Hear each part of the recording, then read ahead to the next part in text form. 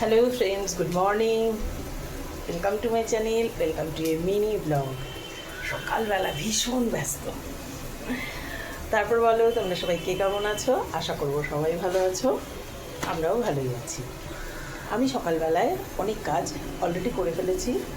8:15 বাজে, রান্না প্রায় আমার কমপ্লিট। ডাল হয়ে গেছে 2 রকমের, আর সয়াবিন আলুর তরকারি হয়ে গেছে, মাছও আনতে গেছে, ভাত হয়ে এসছে, এই সমস্ত কিছু অনেক কিছু হয়েছে। এখন আমি কি করছি তোমাদের একটু দেখাই।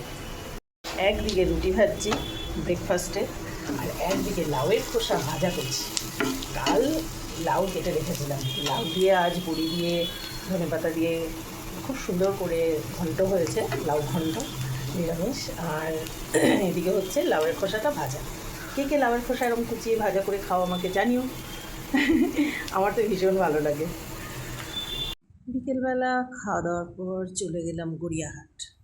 অনেক দিন থেকে কিছু কেনাকাটা বেশ বাকি ছিল, ভাবছিলাম কবে যেতে পারবো গড়িয়াহাটে।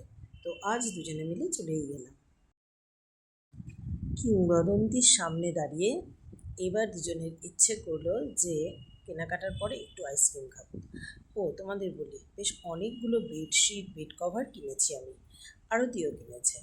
আমার এগুলো পুজোর কিছুটা কেনাকাটা কিন্তু আজ করেই ফেললাম বলতে পারো। গড়িয়াহাটে ঘোরাঘুরি, আইসক্রিম খাওয়া হচ্ছে। কেন?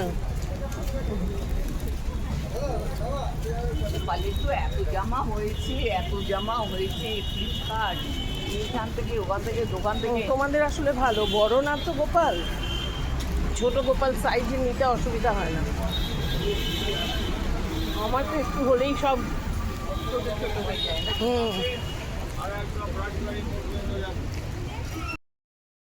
তারপর আরতি আমাকে নিয়ে এলো মাড ক্যাফেতে।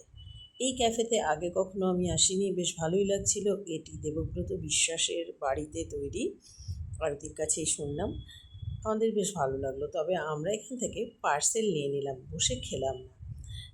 ভেবেছিলাম চা কফি কিছু খাই, কিন্তু এমন একটা টাইম না, ঠিক খিদেটা পাইনি। তবে ক্যাফেটা কিন্তু খুব ভালো, তোমরা যদি কেউ চাও তাহলে যেতেই পারো। এই ক্যাফেগুলোতে তো বেশ বসলেই দেখবে মনটা ভালো হয়ে যায়। তো আমরা কিছুটা পার্সেল তৈরি করিয়ে নিয়ে ওখান থেকে বেরিয়ে এলাম। দেখো, ট্রায়াঙ্গুলার পার্কের এখানে তোমরা আসতেই পারো, ভীষণ ভালো কাটলো বিকেলটা।